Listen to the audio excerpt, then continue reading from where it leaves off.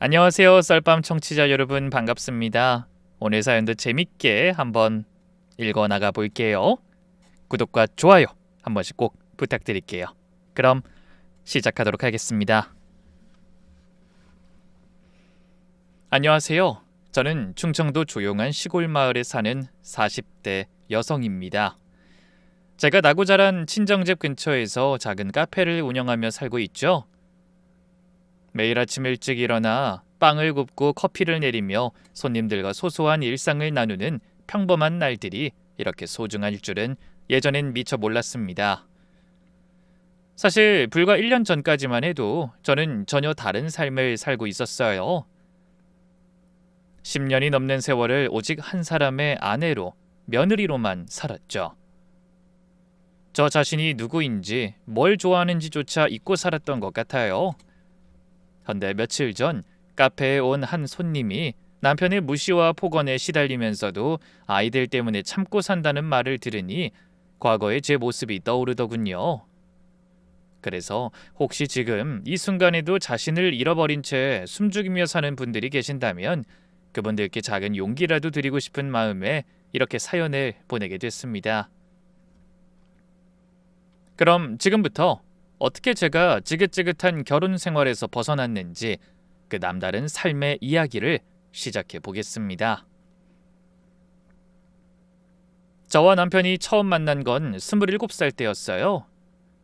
친구 결혼식에서 우연히 마주쳤는데 당시 남편은 작은 무역회사에 다니는 평범한 직장인이었죠. 솔직히 첫인상은 그리 특별하지 않았어요. 키도 평균이었고 외모도 그저 그랬지만 대화를 나누다 보니 성실하고 야망이 있는 사람이라는 걸 알게 됐습니다. 경희씨, 저는 언젠가 꼭 제 사업으로 성공할 거예요. 남 밑에서 일하는 건 제 성격에도 안 맞고 사람이 돈을 벌려면 무조건 사업만 한 게 없거든요. 전 몇 년만 참고 종잣돈 모으면 바로 독립할 거예요. 그때 남편의 눈빛은 정말 반짝반짝했어요. 그 열정적인 모습에 저도 모르게 끌렸던 것 같네요. 그래서 사귀기 시작한 지 1년 만에 결혼까지 하게 됐죠. 하지만 결혼 초기에는 정말 힘들었어요. 남편이 장담했던 대로 회사를 그만두고 사업을 시작했는데 첫 번째 사업이 6개월 만에 망해버렸거든요. 중국에서 수입한 전자제품을 판매하는 일이었는데 제품 하자로 고객들의 불만이 빗발치면서 빚만 잔뜩 떠안게 됐죠. 그때 저는 임신 7개월이었어요. 애를 낳아 키우려면 돈이 필요했는데 남편은 술만 먹고 있고 저는 배가 불러서 제대로 된 일자리를 구하기가 힘들었죠. 하지만 포기하지 않고 한 푼이라도 벌기 위해 집에서라도 할 수 있는 부업을 찾아 닥치는 대로 일을 했습니다. 은행도 까고 뜨개질도 하고 마늘도 까고 하루 종일 열심히 해도 한 달에 30만 원도 안 되는 돈이었지만 그땐 그 돈도 너무나 소중했어요. 그런데 아이를 낳고 100일도 안 됐을 때 시아버지가 쓰러지셨습니다. 뇌출혈이었죠. 겨우 목숨은 건졌지만 편마비가 와 오른쪽 몸을 아예 쓸 수 없게 되셨어요. 남편이 외아들이라 당연한 며느리의 도리처럼 저에게 시아버지 병간호가 맡겨졌습니다. 그래서 돌도 안 된 갓난아기를 업고 병원을 오가며 시아버지에게 밥을 떠먹여드리고 물리치료를 도와드려야 했죠. 그 와중에도 남편은 새로운 사업 아이템을 찾느라 바빴어요. 두 번째로 시작한 건 학원 사업이었습니다. 영어학원 프랜차이즈를 운영했는데 그것도 1년을 못 가고 문을 닫고 말았어요. 세 번째는 치킨집, 네 번째는 편의점. 하지만 그 모든 일이 다 신통치 않게 끝나고 말았죠. 남편이 사업에 실패할 때마다 저는 더 악착같이 살아야 했습니다. 육아와 시아버지 간병을 하면서도 쇼핑몰 고객 상담 재택 알바를 했고 새벽에는 24시간 분식집에 나가 김밥을 말았어요. 그러다 투병 3년 만에 시아버지가 돌아가셨습니다. 그 3년 동안 저는 단 하루도 제대로 잠을 잔 날이 없었어요. 그런데 시아버지 장례를 치르고 몇 년이 지나자 이번엔 시어머니께서 치매 초기 증상을 보이기 시작하시더군요. 처음엔 깜빡깜빡하시는 정도였는데 점점 심해져서 집을 나가면 길을 잃으셨고 가스불 켜놓고 나가시고 같은 말을 하루에 수십 번씩 반복하셨어요. 예, 우리 왜 밥을 안 먹니? 점심때 지난 게 언젠데? 어머니, 조금 전에 드셨잖아요. 된장찌개 해서요. 아니야, 난 밥 안 먹었어. 너 이제 시험이 밥 먹는 것도 아깝니? 어서 밥 차려. 그래서 하루에도 몇 번씩이나 밥을 차려드려야 했어요. 안 그러면 온 동네에 며느리가 굶긴다고 하소연하고 다니셨거든요. 그래도 아프셔서 그러는 거니까 꼭 참고 더 열심히 돌봐드리려고 노력했습니다.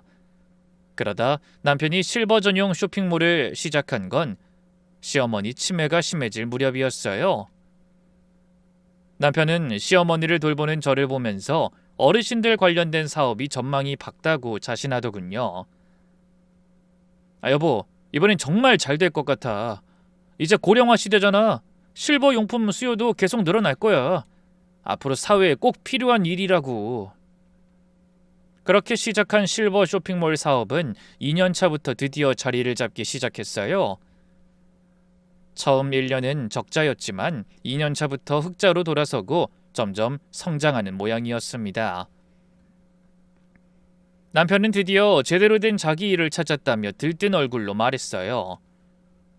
이것 봐. 내가 그동안 이 일 저 일 실패한 건 다 경험을 쌓으라는 하늘의 뜻이었다니까. 이제 확실히 성공해서 사회적으로도 존경받고 돈이랑 명예 다 잡을 테니까 두고 봐. 근데 정작 제 결혼 생활의 위기는 그때부터 시작됐습니다. 성공의 조짐이 보이자 남편이 조금씩 변하기 시작한 거예요. 처음엔 작은 것들이었죠. 퇴근이 늦어지고 술 약속이 잦아지고 주말에도 골프 접대를 간다고 집을 비웠습니다. 그러더니 점점 이중적인 모습까지 보이기 시작했어요. 밖에서는 직원들 회식비로 한 번에 100만 원씩 쓰는 통 큰 사장님이었지만 집에서는 전기세 아끼라고 에어컨도 못 틀게 하는 구두쇠 남편이었죠. 자기는 명품 정장을 입고 출근하면서도 저한테는 시장에서 파는 옷도 비싸다고 타박했어요.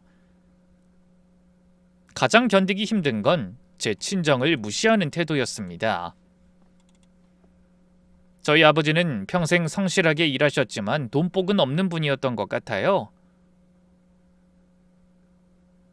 작은 구멍가게를 운영하시다가 대형마트에 밀려 문을 닫았거든요. 그 이후로는 경비 일을 하시다가 폐암으로 돌아가셨죠.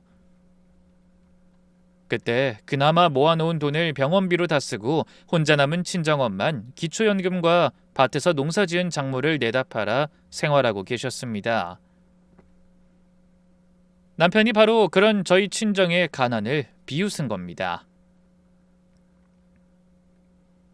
물론 처음부터 그런 남자였으면 결혼하지 않았을 거예요. 저도 바보가 아니고 생각이 있는 사람이잖아요. 저와 친정을 무시하는 남편을 위해 시부모 수발을 들고 사업이 망할 때마다 힘겹게 일해서 생계를 유지하기 위해 발버둥 치진 않았을 겁니다. 남편도 처음엔 저와 친정에 꽤 잘하는 남자였기에 저도 그 모든 걸 고생이라고 생각하지 않고 기꺼이 희생한 거죠. 남편은 사업에 성공하기 전까지만 해도 저희 친정엄마께 안부 전화도 잘하고 명절 때마다 용돈도 잘 챙겨드리며 이런 말도 곧잘하는 살가운 사위였어요. 장모님, 저를 아들이라고 생각하시고 어려운 일 있으면 서슴없이 말씀하세요. 나중에 거동 힘들어지시면 제가 꼭 모실게요. 그런 말을 들을 때마다 저희 엄마도 든든해하셨습니다. 그래서 남편이 그렇게 돌변할 줄은 상상도 못했죠. 하지만 사업이 성공하면서부터 태도가 완전히 달라져 당황스러웠어요. 어깨에 힘이 들어가고 자기가 돈을 번다는 생색을 내기 시작했습니다. 과거에 자기가 사업을 몇 개나 말아먹는 동안 제가 시부모님을 챙기며 고생한 건 기억 속에서 완전히 지워진 사람 같았어요.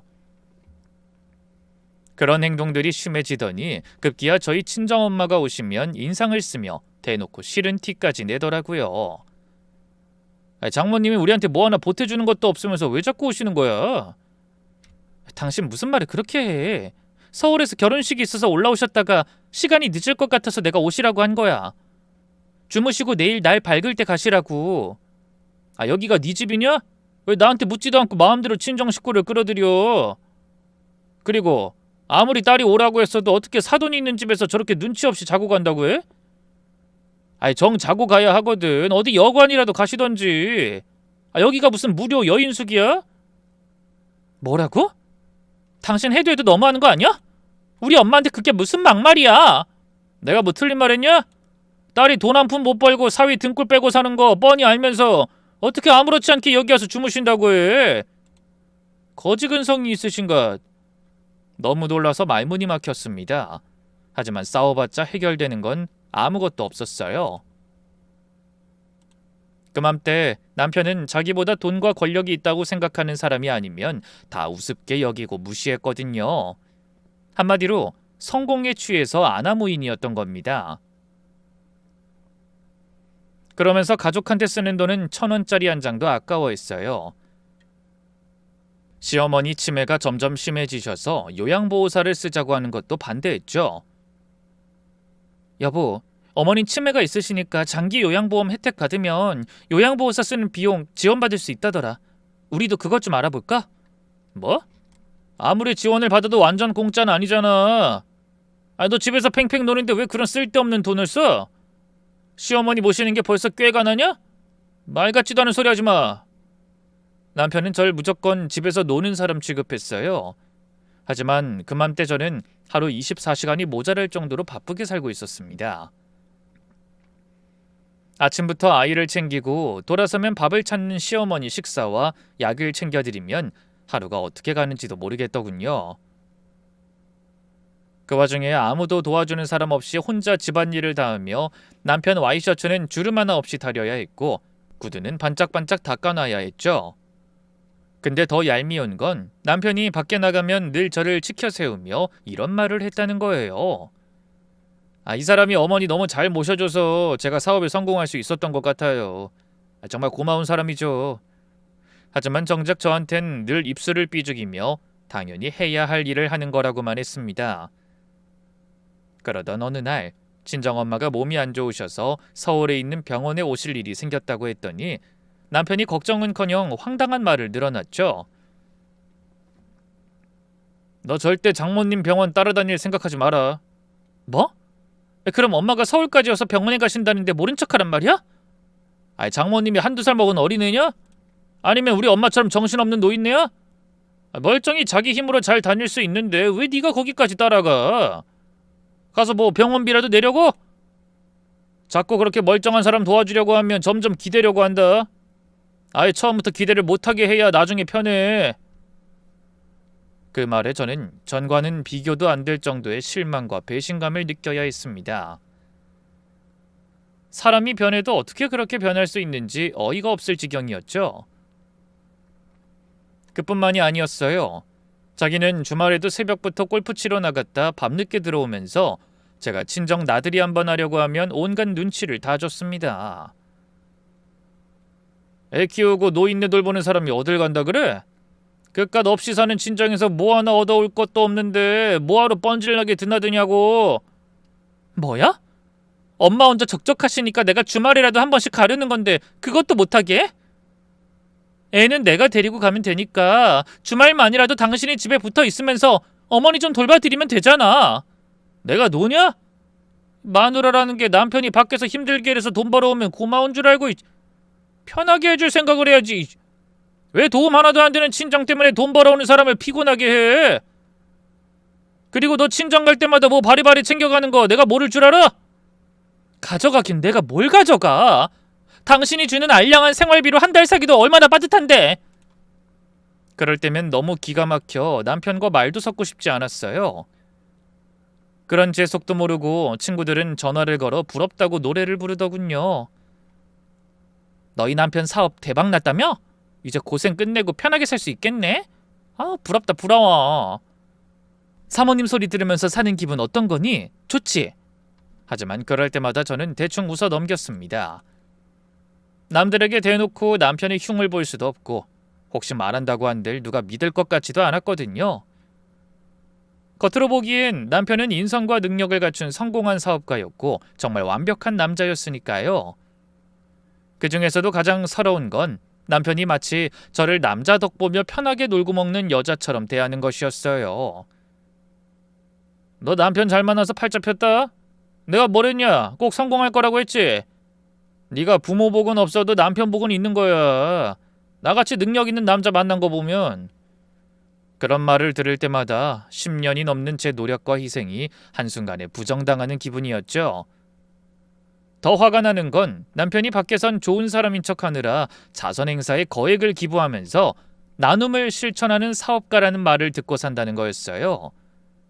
그래서 우라가 치밀 때가 한두 번이 아니었지만 그래도 그때까지는 참고 견딜 수 있는 수준이었습니다.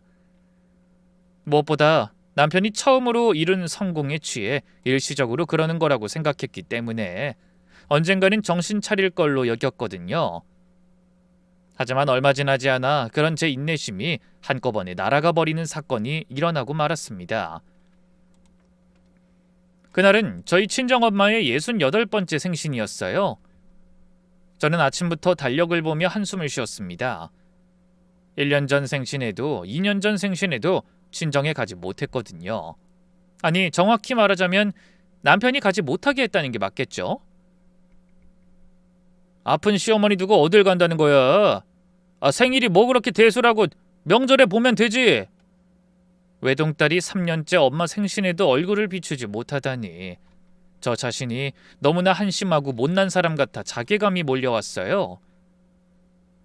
친정엄마는 늘 전화로 괜찮다고 하셨지만 어쩐지 그 목소리에서 서운함이 묻어나는 것 같더군요. 그래서 그 해에는 뭐라도 꼭 해드리고 싶었어요. 미역국도 못 끓여드린 대신 번듯한 선물이라도 사드리고 싶었죠. 하지만 제가 마음대로 쓸 수 있는 돈은 생활비 외엔 없었어요. 그것도 남편이 직접 통장으로 딱 필요한 만큼만 보내줬죠. 그러면서도 시장이나 마트에 다녀오면 영수증 가져오라고 하며 조금이라도 비싸게 샀다 싶으면 잔소리를 했습니다. 피 한 단에 6,000원? 시장 가면 훨씬 쌀 텐데 왜 마트에서 비싸게 사냐? 아니, 하는 일도 없는 게 빈둥거리지 말고 앞으로는 시장으로 가. 시장도 비싸. 당신이 장바구니 물가를 알아? 요즘 파 가격이 얼마나 올랐는데 그럼 키워서 먹어.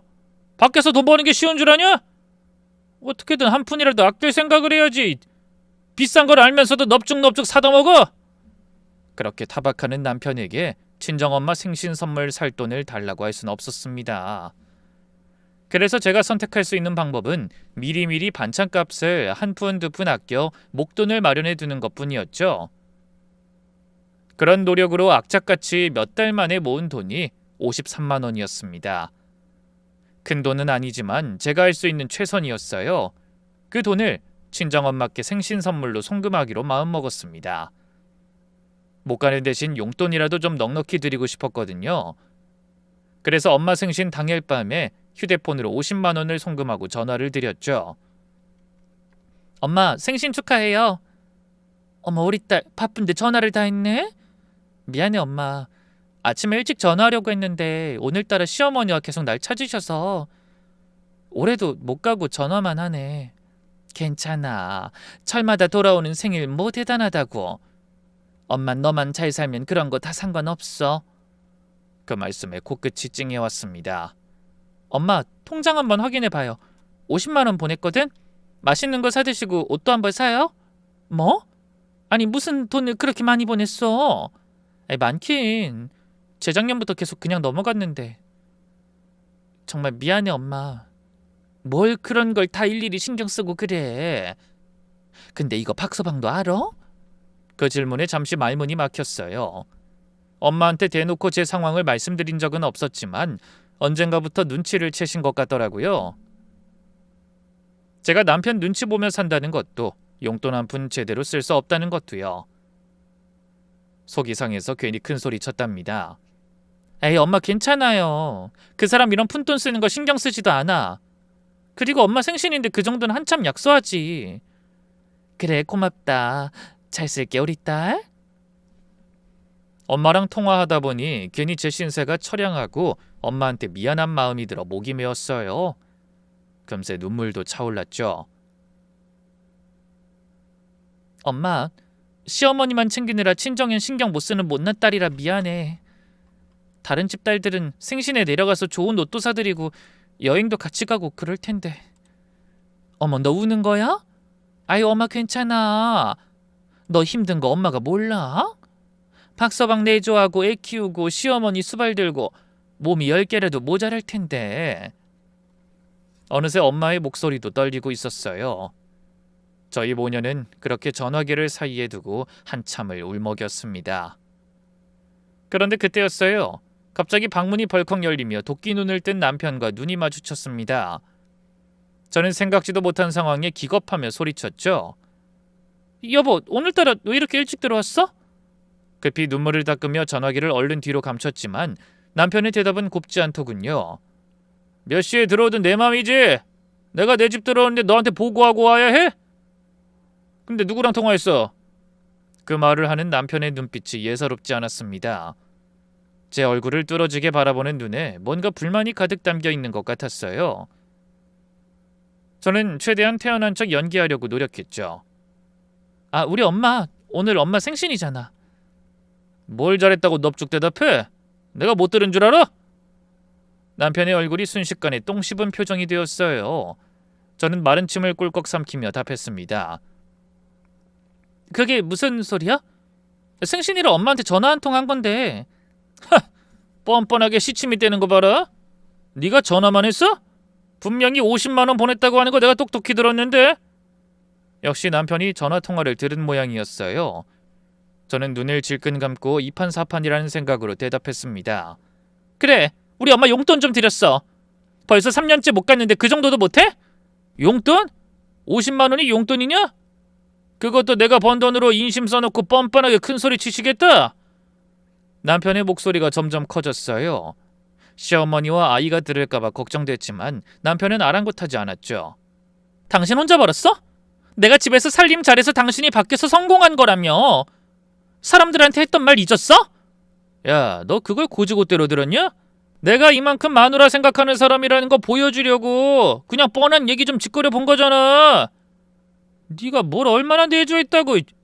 아이, 어이가 없네. 뭐? 그거 진심이야? 당연하지. 야, 그 쓸데없는 소리 집어치우고 그 돈 어디서 났는지나 말해. 맨날 생활비 모자란다고 밥상에 풀떼기만 올리더니 뒤로 딴 주머니 쳐서 거지 같은 너희 친정에 퍼주려고 살림을 그따위로 한 거냐? 거지 같은 친정이란 말에 저도 눈이 뒤집히는 것 같았죠. 뭐야? 거지? 당신 말 다 했어? 제가 발끈해서 소리쳐도 남편은 전혀 흔들림 없이 저를 똑바로 바라보며 말했습니다. 그래, 시집 보낸 딸한테 손 벌리는 게 거지지 뭐야? 엄마가 언제 나한테 손을 벌렸다고 그래? 생신이라 딸이 용돈 좀 보내드린 게 이렇게 난리칠 일이야? 야, 인심 쓰고 싶으면 네 손으로 벌어서 해. 왜 내 돈으로 허락도 없이 함부로 그런 짓을 해? 야, 너네 엄마도 진짜 생각 없다. 딸이 식충이처럼 밥만 축내는 거 뻔히 알면서. 뭐? 식충이? 당신 말 진짜 그렇게 함부로 할 거야? 누가 할 소린데? 너야말로 뭐 하는 거야? 함부로 내 돈을 니네 애미한테 홀랑 빼돌려? 그러더니 갑자기 손을 번쩍 들어 올렸어요. 그리고 다음 순간 눈앞에 볼이 번쩍이며 찰진 마찰음이 들려왔습니다. 짝! 흥분한 남편이 제 뺨을 때린 겁니다. 생각지도 못한 상황에 무방비로 당한 저는 몸이 비틀거릴 만큼 큰 충격을 받았습니다. 그래서 똑같이 한 대 치겠다는 생각도 못하고 그저 얼얼한 뺨만 비비며 넋이 나간 사람처럼 중얼거렸어요. 당신 지금 나 때린 거야? 제정신 아니지? 그래, 맞을 짓 했으면 맞아야지. 왜 억울한 표정이야? 네가 뭘 잘못했는지 몰라? 몰라. 내가 뭘 잘못했다 이러는 거야? 울고 싶지 않았지만 목소리가 걷잡을 수 없이 떨렸습니다. 네가 이래서 맞는 거야. 살림하려고 준 돈을 친정에 빼돌려놓고 뭘 잘못했는지도 모르고 있잖아. 집에 도둑을 키웠는데 내가 제정신이게 생겼냐? 앞으로도 돈 한꺼번에 안 줄 거야. 매일매일 뭘 살 건지 어디다 쓸 건지 미리 말하면 딱 거기 필요한 만큼만 줄 거니까 그렇게 알아. 너무나 어이없고 비참했어요. 그동안 느껴오던 단순한 서운함과는 차원이 다른 문제였죠. 도둑이라니? 내가 이 집에서 그동안 얼마나 많은 일을 했는데 그딴 말을 해? 당신 돈 좋아하지? 그래. 간병 있으면 어머니 돌보는 게 얼만 줄 알아? 아무리 못 줘도 월 300은 줘야 할걸. 근데 그걸 내가 여태 공짜로 해왔다고. 당신이 좋아하는 그 돈 내가 얼마나 아껴줬는지 몰라? 뭐? 공짜? 네가 먹고 입고 자는 게 다 돈인데 그딴 말이 나와? 여러 말 필요 없어. 너 더 맞고 싶지 않으면 그 돈 다시 돌려달라고 해. 저는 귀를 의심했습니다. 뭐라고? 그거 진심으로 하는 소리야? 생신 선물로 드린 돈을 다시 달라고 하라고? 당연하지. 내 돈을 네 마음대로 빼돌렸는데 그냥 보고만 있으란 말이야? 내일 퇴근하고 돈 돌려받은 거 확인할 테니까 그렇게 알아. 사람이 너무 기가 막히니 뭐라고 해야 할지 모르겠더라고요. 그래서 씩씩거리며 밖으로 나가는 남편의 뒷모습만 멍하니 바라봤습니다. 서럽기도 하고 화도 나고 무엇보다 마음이 너무 아팠어요. 그래서 무너지는 바닥에 주저앉아 한참을 울었습니다. 그런데 그때 무심코 바라본 휴대폰에 불이 들어와 있는 게 보였어요. 저는 얼른 휴대폰을 들어 화면을 확인하다 깜짝 놀랐습니다. 그때까지 휴대폰이 통화 상태 그대로 유지되고 있었던 거예요. 생각해보니 친정엄마랑 통화하다 갑자기 들이닥친 남편 때문에 놀라서 제대로 인사도 못하고 전화도 끊지 못했더라고요. 머릿속이 하얘지는 기분이었어요. 전 그제야 다급하게 전화기에 대고 외쳤습니다. 엄마? 엄마? 애타게 불러봤지만 대답은 없고 전화는 끊어져 버렸어요. 대화를 들은 엄마가 당황해서 직접 끊으신 건지 아니면 전화기가 방치돼 있다가 저절로 끊어진 건지 알 수가 없었습니다. 하지만 심장이 두근거려서 다시 걸어볼 엄두도 나지 않았어요. 남편이 저에게 손찌검하고 친정엄마를 모욕한 것까지 다 들으셨을지도 모른다고 생각하니 앞이 캄캄했습니다. 그러다 아무리 생각해도 마음에 걸려 다시 전화를 걸어봤지만 엄마가 받지 않으셨어요. 혹시나 충격을 받아 울고 계시는 건 아닐지 너무나 불안했죠. 그날은 도저히 남편과 한 공간에 있고 싶지 않아 아이 방으로 건너갔습니다. 날이 밝으면 남편에게 그날의 일에 대해 따지고 사과를 받아낼 작정이었죠. 정 사과를 못하겠다고 하면 될 대로 되라는 식으로 저도 집을 나가든지 이혼이라도 불사할 생각이었어요. 그런 생각을 하며 잠든 아이의 얼굴을 보니 너무 미안했습니다. 애를 위해선 눈 딱 감고 참고 살아야 하나? 하는 생각도 잠시 해봤지만 그동안 참고 산 것도 억울한데 뺨까지 맞곤 도저히 가만히 있을 수가 없더라고요. 그래서 이를 악물며 최후의 상황까지 고민했습니다.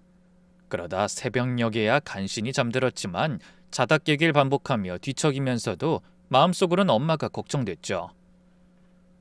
혹시 우리 얘기를 들으셨으면 얼마나 충격받으셨을까? 딸이 맞는 소리를 듣는 엄마 심정이 어땠을까? 그 생각만으로도 눈물이 고였습니다. 하지만 그땐 미처 몰랐어요. 딸이 당하고 사는 걸 직접 확인한 친정엄마가 어떤 계획을 세우고 계셨는지, 그 50만 원과 뺨 한 대가 남편의 인생을 어떻게 바꿔놓을지를 말이죠. 그런데 다음 날 자식을 향한 어머니의 사랑이 얼마나 무서운지를 알게 되는 사건이 일어났습니다. 몇 시간 뒤 저는 작은 창문으로 아침 햇살이 들어오는 것을 느끼며 눈을 떴어요. 그리고 무거운 마음으로 아이의 등교 준비를 도왔습니다. 남편은 아무 일도 없었다는 듯 콧노래를 흥얼거리며 출근 준비를 하고 있더군요.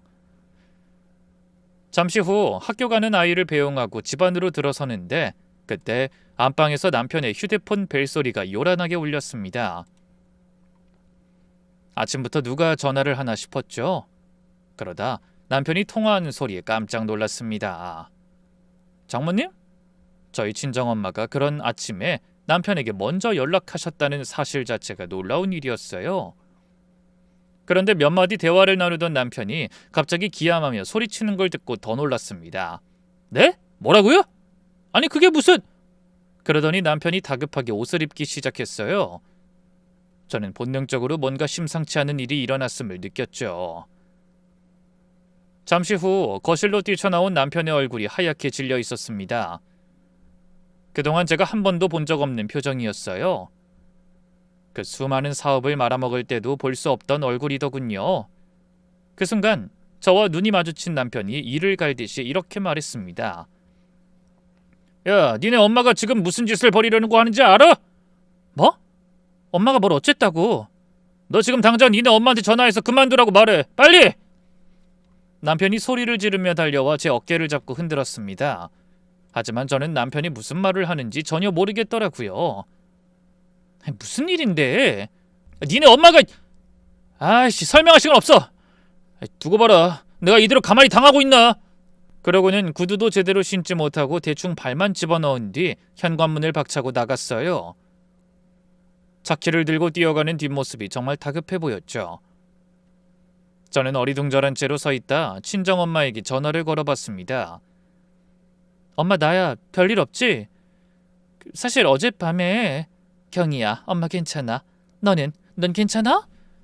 엄마의 목소린 평소와 달리 차분하면서도 단호했어요. 뭔가 굳은 결심을 한 사람 같은 느낌이었죠. 저는 한숨을 쉬며 물었어요. 엄마, 근데 도대체 그 사람한테 무슨 말을 한 거야? 갑자기 난리를 치면서 나가던데. 경이야, 지금부터 엄마가 하는 말 잘 들어. 너 어젯밤에 맞았지? 엄마가 다 들었어. 순간 가슴이 철렁 내려앉았습니다. 역시 통화가 끊기지 않아 전부 다 들으신 거였어요. 엄마, 그게... 어렵게 둘러댈 생각하지 마. 엄마가 바보 같아서 그동안 모르는 척했지. 네가 얼마나 힘들게 사는지, 박서방이 얼마나 널 무시하는지 다 알고 있었어. 근데 어젯밤에 너 맞는 소리 듣고 엄마가 정신이 번쩍 들더라. 내가 딸을 그런 놈한테 맡겨놓고 편히 있었구나 싶어서. 엄마, 경이야, 엄마가 어제 밤새 생각했어. 그리고 박서방 그 인간이 어떻게 돈을 버는지도 알아냈고. 네? 그게 무슨... 근데 이어지는 엄마의 다음 말에 저는 깜짝 놀랐습니다. 경이야, 놀라지 말고 들어. 박서방 그 인간 순 사기꾼이야. 사기꾼? 그게 무슨 소리야? 너 작년에 내가 서울 가서 하룻밤 자고 간 거 기억해? 그때 박서방이 얼마나 싫은 소리를 했는지 건너방에서도 다 들리더라. 알아. 엄마 그 얘기도 다 들었구나. 그때를 생각하면 지금도 화가 나. 미안하고. 그런 말 듣자고 꺼낸 얘기 아니고, 그날 엄마가 고속버스 타러 가다가 지하상가 구경을 좀 했거든? 거기서 떠리로 막 애누리하는 물건들이 보이더라. 근데 거기 박서방네 쇼핑몰에서 파는 물건이랑 똑같은 물건을 엄청 싸게 팔더라고. 어? 그게 정말이에요? 에이, 설마 비슷한 물건이겠지. 아니, 완전 똑같은 거였어. 너네가 그동안 박서방 쇼핑몰에서 물건 엄청 많이 팔아준 거 모르지? 옆집 세댁한테 부탁해서 휴대폰으로 물건 사는 법 배웠잖아. 그래서 동네 사람들이랑 마을 회관에도 광고하고 노인회에도 부탁하고 내가 직접 어떻게 사는지도 다 말해줬다니까. 어머, 엄마가 그렇게까지 하셨는진 몰랐네. 근데 거기서 산 물건하고 그 지하상가에서 파는 물건하고 완전 똑같은 거야. 그래서 괜히 찜찜한 마음에 내가 그 지하상가 물건 몇 개 사왔는데. 엄마가 잠시 말을 끊고 한숨을 크게 쉬시더니 계속 말씀하셨습니다. 경이야, 그 물건이 지하철 상가에서 본 거랑 완전 똑같은 거야. 포장만 그럴듯하게 해놨지 중국산 싸구려가 맞더라니까. 지하상가에서 파는 것보다 박서방 쇼핑몰에서 몇 배가 비싸게 팔고 있어. 그것도 우리나라에서 생산한 걸로 둔갑해서. 제품에서 나는 냄새까지 똑같더라니까. 그게 정말이에요? 아니, 그럼 이 사람이... 그래, 아무래도 수상하더라. 지하상가에서 몇천 원 하는 걸 박서방 쇼핑몰에서 7만 원에 파는 것도 있더라고. 순간 머릿속이 하얘지고 말문이 막혔습니다. 그렇게나 자기가 타고난 사업가라고 잘난 척하던 남편이 그런 식으로 사업을 해오고 있었다니. 그건 완전히 사기 수준에 가까운 폭리였어요. 엄마, 그거 진짜지? 엄마가 거짓말할 이유가 있어? 증거도 다 있어. 지하철 상가에서 산 물건이랑 박서방 쇼핑몰에서 산 물건 다 그대로 가지고 있어. 그럼 엄마가 남편한테 전화해서 한 말이... 그래, 엄마가 이 사실 경찰에 신고하겠다고 했어. 원산지 표시 위반이랑 과대 광고 그런 걸로 말이야. 들어보니 이런 게 다 사기죄에 들어갈 수 있다더라. 그랬더니 박서방이 난리가 난 거야. 당연하지. 적발되면 장사 끝이니까. 솔직히 그렇게 성질 내기 전까지도 나도 긴가민가 했는데 펄쩍 뛰는 거 보니까 확실해. 뭔가 구린 게 있는 거라니까? 전 그제야 남편이 왜 그렇게 다급하게 뛰쳐나갔는지 이해가 됐어요. 엄마를 말리러 간 거였죠. 엄마, 근데 정말 신고하시려고요? 아니, 아직은 아니지. 네가 사과는 받아야 하지 않겠니? 어떻게 하려고요? 아마 박서방 다시 들어갈 거야. 내가 너한테 똑바로 사과하지 않으면 당장 신고한다고 했거든? 그럼 그 사람이 사과하면 신고는 안 하실 거예요? 아니, 그건 벌써 했어. 아무리 사위라도 노인네들 뒤통수 치는 걸 어떻게 가만히 보고 있니? 솔직히 그동안은 너랑 애 때문에 고민하고 있었지만 어젯밤 그 일로 오히려 결심이 쉬워졌다. 아무리 그래도 그 인간이 그렇게 호락호락할까? 지가 지은 죄가 있는데 어떻게 배짱을 튕기겠어. 박사방한테 전화하기 전에 이미 소비자원이랑 경찰, 공정거래위원회에 다 신고했어. 다행히 우리 옆집 새댁이 중국어를 전공해서 도움이 많이 됐어. 그래서 증거 사진이랑 영수증, 상품 설명화면, 중국 도매몰 정보까지 다 찾아서 보냈지. 박서방한테 전화한 건 그냥 마지막으로 그 자식이 벌벌 떨면서 사과하는 꼴 좀 너한테 보여주고 싶어서였다. 저는 친정엄마가 그렇게 치밀하게 움직이셨다는 게 황당해서 입이 떡 벌어졌습니다. 엄마, 그래도 괜찮을까? 엄마한테 화풀이로 해코지라도 하면. 걱정하지 마라. 그 인간 꼼짝 못하게 내가 아주 매장을 시켜버릴 거거든. 엄마한테 있는 게 그게 다가 아니라서 분명히 가능할 거야. 다가 아니라니? 뭐가 더 있다는 거야? 어젯밤에 너 때리는 소리, 욕하는 소리 엄마 핸드폰에 다 녹음돼 있었어. 어머, 어떡해? 사실은 작년에 이 동네 청년회에서 노인네들 조심하라고 핸드폰 통화가 다 녹음되도록 설정해줬거든. 작년 말에 우리 동네에서 보이스피싱에 당한 사람이 2명이나 됐다고 내가 말했었지. 저도 기억이 났습니다. 최근 들어 수법도 정말 교묘해지고 방법도 기막하게 발전해 젊은 사람들도 깜빡 속아 넘어갈 정도의 사기가 기승을 부렸죠. 그래서 걱정하고 있던 차에 엄마네 동네에서도 피해자가 2분이나 나왔다고 해서 저도 불안해하고 있었거든요. 엄마는 의기양양한 목소리로 말씀을 이어가셨어요. 그 녹음 파일도 다 경찰에 넘겼다. 아주 빼도 박도 못하는 가정폭력 증거로 말이야. 이제 그 인간 매장당하는 건 시간 문제야. 엄마. 그리고 엄마가 변호사도 알아봤어. 이 동네에 무료로 법률 상담해주는 변호사가 왔을 때 혹시나 하고 명함 받아 놓은 게 있었거든? 그 변호사한테 부탁했더니 흔쾌히 나서주겠다고 하더라. 들어보니까 가정폭력 피해자는 이혼 소송에서도 유리하대. 재산 분할이랑 위자료, 양육권 전부 네가 가질 수 있어. 그치만 애도 있고 내가 이혼하는 게 맞는 걸까? 제가 잠시 망설이자 엄마가 답답하다는 듯이 목소리에 힘을 주고 말씀하셨습니다. 당연하지. 엄마가 다른 건 다 참아도 내 딸이 맞고 사는 건 절대 못 참아. 너 그동안 많이 참았잖아. 10년 넘게 고생만 하다 맞기까지 하면서 살 거야? 엄만 그 꼴 절대 못 봐. 그리고 애도 엄마가 무시당하면서 힘들게 사는 거 보느니 이혼하고서라도 행복한 엄마 보는 게 훨씬 교육에 좋다고 그 변호사가 그러더라. 엄마의 단호한 목소리에 눈물이 핑 돌았습니다. 알았어, 엄마. 나 용기 내볼게. 고마워요. 고맙긴. 부모는 눈 감기 전까지 무슨 일이 있어도 자식을 지켜줘야 하는 거야. 그게 부모가 할 일이지. 너 이제 절대 울지 말고 어디서든 당당하게 큰 소리 치면서 살아. 엄마가 아무리 무식한 시골 여편네지만 어떻게든 내 딸 행복은 지켜줄 거야. 전화를 끊고 나니 서러움의 눈물인지 안도의 눈물인지 알 수 없는 눈물이 주르륵 흘러내렸습니다. 그런데 그 순간 현관문이 벌컥 열리는 소리가 들렸어요. 엄마 말대로 정말 남편이 돌아온 겁니다. 야, 어딨어?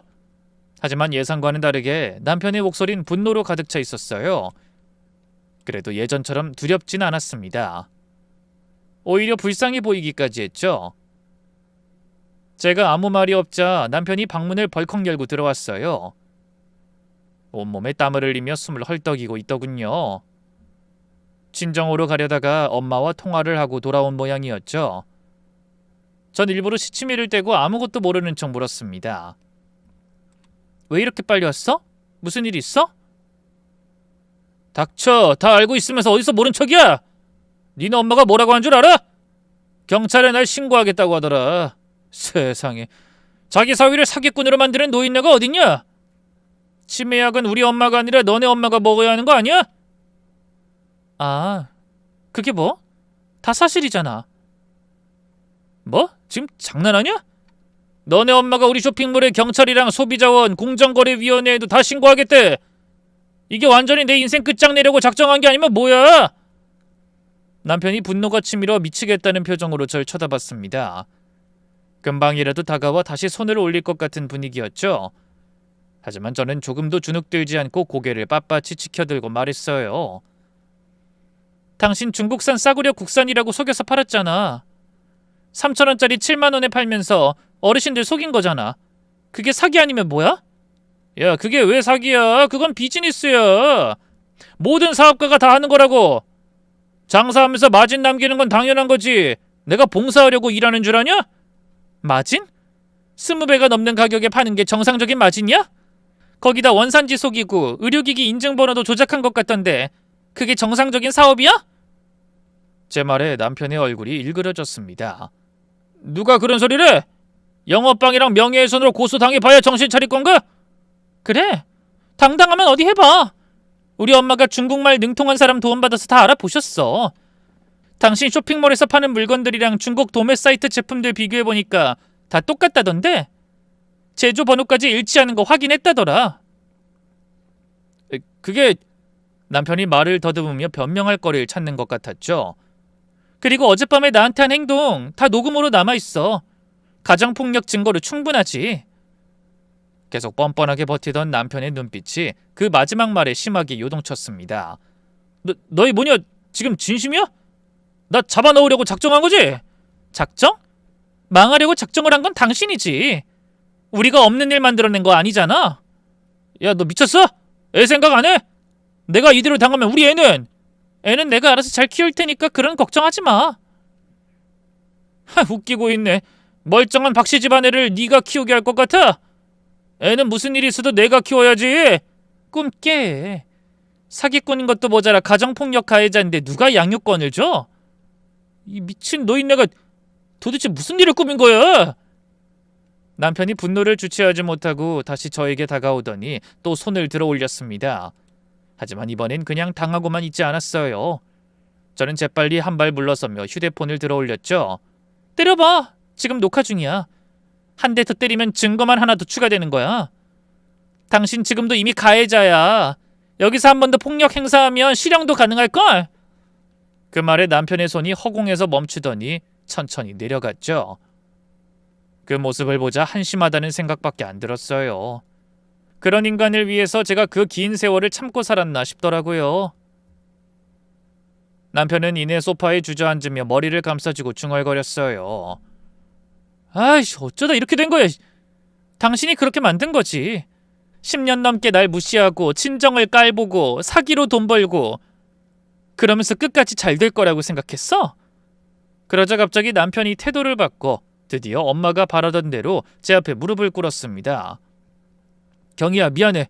내가 잘못했어. 우리 다시 한번 생각해보자. 어?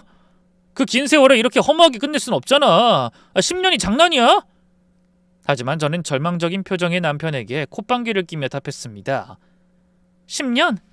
그 10년 동안 당신이 나한테 뭘 해줬는데? 시부모 간병은 나 혼자 다 했고 당신 사업 망할 때마다 종종거리며 뛰어다닌 것도 나였어. 근데 그 보답이 어떤 거였어? 나를 당신 피 빨아먹는 거머리 취급하면서 손찌검까지 했잖아. 내가 진짜 잘못했어. 그래, 인정해. 내가 돈 벌면서 교만해졌어.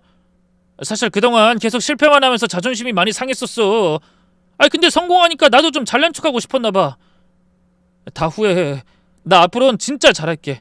장모님한테도 사과할 테니까 제발 우리 애를 생각해서라도. 바로 그 애 생각해서 결정한 거야. 당신같이 사기랑 폭력을 일삼는 인간이랑 살면서 애가 뭘 보고 배우겠어? 그리고 제대로 된 가정은 사업 실패하면 미안해하고 성공하면 그동안 고생한 가족을 위해서 더 노력해. 근데 당신은 뭐야? 성공하면서 오히려 가족은 뒷전이고 혼자 잘난 줄 알았잖아.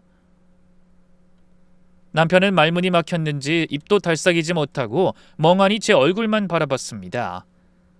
전 그런 남편을 똑바로 바라보며 그동안 하고 싶었던 말을 쏟아냈어요. 당신 그동안 밖에서 좋은 사람인 척하느라 힘들었지? 치매 부모 모시면서 열심히 일하고 기부하면서 사는 좋은 사업가. 근데 그건 당신 진짜 모습 아니잖아. 마누라한테 손찌검이나 하고 사기로 돈 벌고 부모 간병은 다 나한테 떠넘기고 어머니한테든 자식한테든 돈 쓰는 거 아까워하고. 여보, 내가 당신을 몰라? 지금 미안하다고 하는 거 다 진심 아니잖아. 당신 이 위기만 모면하려고 하는 건데 이 상황 지나가면 당신은 또 똑같이 행동할 거야. 난 그걸 누구보다 잘한다고. 남편이 고개를 들어 절 쳐다봤어요. 반박하려는 것 같았지만 아무 말도 못했죠.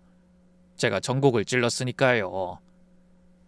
그리고 당신 우리 엄마한테 돈 50만 원 준 걸로 그렇게 생난리 치면서 당신은 골프 한 번 치는데 얼마 써? 접대비로 한 달에 얼마를 쓰고 명품 정장은 또 몇 벌이나 사. 그런 건 괜찮고 장모 생신 선물로 50만 원 드리는 건 그렇게 아까워? 그래서 마누라 뺨까지 날리니? 그건 비교할 수도 없겠지. 당신한텐 자기 체면이 제일 중요하니까. 가족은 그냥 당신 성공을 위한 도구였던 거야. 난 무료 가정부이자 간병인, 당신 어머니는 효자 이미지 만들기 위한 소품. 그렇게 생각했던 거 아니야? 남편은 여전히 아무 말도 하지 못했어요. 저는 돌아서며 마지막으로 한마디 더 했습니다. 난 이미 변호사 선임했어. 당신도 빨리 알아보는 게 좋을 거야. 합의하면 더 좋고. 당신이 어떤 말을 해도 달라질 건 없으니까 괜히 질질 끌지 말자. 그 뒤로 남편에 대한 경찰 조사가 시작됐고 소비자원에서도 본격적인 조사에 착수했습니다. 결국 남편이 저지른 모든 만행이 밝혀졌어요. 남편은 중국에서 만들어진 싸구려 상품을 들여와 감쪽같이 국산 제품으로 속이며 상품 설명에 버젓이 국산 원자재 사용, 의료기기 인증, 정형외과 전문의 추천 이런 거짓말을 잔뜩 적어 판매했습니다. 근데 이런 사기 행각을 알아챈 사람들이 또 있었는지 이미 쇼핑몰 게시판에도 환불을 요청하는 내용이 있었다고 하더군요. 하지만 그런 경우를 대비해 사용 후 제품은 환불 불가, 본인 과실, 클레임 제기 시 법적 대응 같은 조건을 내걸어 놓은 모양이었어요. 그래서 복잡한 문제가 일어날 거라고 걱정한 사람들이 적극적인 대응을 하지 못한 것 같았죠. 불만이나 불평이 있는 후기는 모두 삭제한 기록도 발견됐다고 합니다. 그러고는 아르바이트생을 고용해 상품의 성능을 과장하고 칭찬만 해놨으니 어르신들과 그 자녀들이 속고 있었던 거죠. 요즘은 부모님을 모시고 사는 가정보다 멀리 떨어져 사는 자식들이 많잖아요. 그러니 자식들은 효도하고 싶은 마음에 부모님을 위해 고향집으로 물건을 주문해드리고 그걸 받아본 부모님들은 큰돈 쓰고 효도하려고 한 자식들에게 미안해서 물건이 별로라는 말을 하지 못한 경우도 허다하다고 했습니다. 그렇게 서로를 생각하는 부모와 자식 마음을 이용해 남편만 부당하게 배를 불린 거죠. 결국 쇼핑몰은 경찰 조사 시작 일주일 만에 문을 닫았습니다. 그 뒤로 영업정지 명령이 떨어진 사실이 알려졌고 속아서 물건을 산 사람들이 환불을 요구하면서 집단 소송까지 진행하게 됐어요. 그래서 남편이 그렇게 자랑하고 뻐기던 성공은 한순간에 무너지고 말았죠. 게다가 원산지 표시 위반, 과대 광고, 사기 혐의로 정식으로 기소까지 됐습니다. 남편은 변호사를 고용해서 열심히 변론했지만 증거가 너무 명백해 별 도움이 되지 않는 듯 했어요. 재판은 몇 달간 이어지며 더 큰 피해 사례가 드러났습니다. 피해 금액만 수억 원에 달한다고 하더군요. 거기다 싸구려 제품을 믿고 사용하다 오히려 건강에 악영향을 받게 됐다고 주장하는 사람들까지 나타나기 시작했습니다. 결국 남편은 징역 2년에 집행유예 3년을 선고받았어요. 그리고 벌금 5천만 원, 피해자들에게 손해배상도 해야 했죠. 게다가 가정폭력 혐의로도 유죄가 인정돼서 보호관찰 처분까지 받았습니다. 피고인은 노인층을 대상으로 한 실버용품 사업을 하면서 중국산 저가 제품을 국산 고품질 제품으로 속여 판매하여 상당한 부당 이득을 취했습니다. 특히 건강이 좋지 않은 노인들의 약점을 이용한 점에서 죄질이 나쁩니다. 판사의 말을 들으며 남편은 고개를 떨궜어요. 한때 잘 나가던 사업가의 모습은 어디에도 없었죠. 그 무렵 이혼 소송도 함께 진행됐습니다. 가정폭력과 경제적, 정서적 학대가 인정되어 제가 유리한 위치에 서며 무난하게 재산 분할을 받고 양육권을 가져올 수 있었죠. 비록 부당하게 번 돈은 거의 피해 보상비로 나갔지만 나머지 재산에서 절반 이상이 저에게 돌아왔어요. 그리고 아이에게 매달 양육비까지 지급해야 하는 상황이 된 남편은 망연자실했습니다. 이혼 판결이 있던 날 법원을 나온 저는 엄마와 끌어안고 한참을 울었어요. 물론 슬퍼서가 아니라 시원함과 기쁨의 눈물이었죠. 이혼한 뒤 시어머니의 수발이 좀 걱정되긴 했지만 그건 그동안 저에게 모든 책임을 떠넘기고 편하게 살았던 남편의 몫이라고 생각했습니다. 얼마 후 저는 아이와 함께 친정으로 내려와 새 삶을 시작했어요. 처음에는 막막했지만 엄마가 옆에 계시니 든든하더라고요. 이혼할 때 재산 분할로 받은 돈과 위자료로 엄마와 상의해서 마을 초입에 조그만 카페를 열었어요. 동네 인근에 호수도 있고 제법 알려진 관광지도 있어 조용한 여행지를 원하는 사람들의 방문이 점점 늘어가고 있었거든요. 어제는 학교에서 돌아온 아이가 카페에서 숙제하다 이런 질문을 했어요. 엄마, 행복이 뭐야? 저는 잠시 생각하다 이렇게 대답했습니다. 엄마한테 행복이란 자기 자신을 사랑하고 하고 싶은 일 하면서 아끼는 사람들과 함께 있는 거야. 그럼 엄만 지금 행복해? 당연하지. 엄만 정말 정말 행복해. 세상에서 가장 사랑하는 우리 아들이랑 할머니랑 함께 있고 좋아하는 카페 일도 하고 있으니까. 제 말에 아이가 빙긋이 웃으며 대답했어요. 엄마가 행복해서 나도 행복해. 아이의 말을 들으며 다시 한번 제 선택에 대한 확신이 생겼습니다. 만약 제가 계속 남편에게 부당한 대우를 받으면서도 참고 살았다면 아이에게 이런 행복과 안정감을 줄 수 없었을 거란 생각이 들었죠. 그리고 무엇보다 남편이 사기쳐서 벌어들이는 돈에 기대어 살지 않아도 된다는 사실이 너무나 다행이라는 생각이 들었습니다.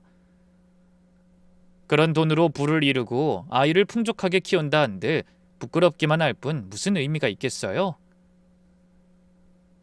그래서 오늘도 전 정직하고 행복하게 그리고 즐겁게 돈을 벌기 위해 부지런히 카페 문을 열었습니다. 하루를 시작하는 시간이 이렇게 행복하고 설렐 수 있다는 게 참 신기하네요. 예전에 남편의 잔소리에 치이고 시어머니 수발에 지쳤을 때는 아침이 오는 게 참 버거웠거든요. 하지만 요즘은 잠들기 전에 다음 날이 기다려집니다. 내일은 또 어떤 손님과 어떤 행복한 순간을 만나게 될까? 그렇게 매일매일이 새로운 행복의 시작입니다. 과거의 아픔은 교훈으로 남기고 현재의 행복을 누리고 미래를 꿈꾸며 살아가는 거죠. 반면에 제가 이렇게 행복한 나날을 보내고 있을 때 전 남편은 죽지 못해 사는 것 같더군요. 시어머니를 요양원에 모시려 했지만 본인의 반발이 심해 쉽지 않은 모양이었어요. 그래서 생산직 일자리를 구해 3교대로 근무하느라 피곤함에 찌들어 살면서도 집에 돌아가면 노모의 치매 수발까지 들어야 한답니다. 힘들게 번 돈으로 아들의 양육비를 보내고 시어머니의 간병비를 내면 생활도 빠듯하다고 죽는 소리 하더군요. 하지만 측은한 마음이 드는 대신 왜 이렇게 고소한지 모르겠어요. 부부라는 이름으로 10년을 넘게 살았는데 남은 것이 오직 증오뿐이라 그런 것 같습니다. 이런 저의 이야기를 교훈 삼아 꼭 한 가지만 명심하시길 부탁드릴게요. 여러분을 진심으로 사랑하는 사람이라면 절대 일방적인 희생과 눈물을 강요하지 않을 겁니다. 그 대신 웃음과 행복만이 가득하길 간절히 바라겠죠. 이 당연한 사실 절대 잊지 마시고요. 남은 하루도 알차게 보내시길 바랍니다. 그럼 긴 사연에 함께해 주신 모든 분께 감사드리며 저는 이만 물러가겠습니다. 모두 건강하세요.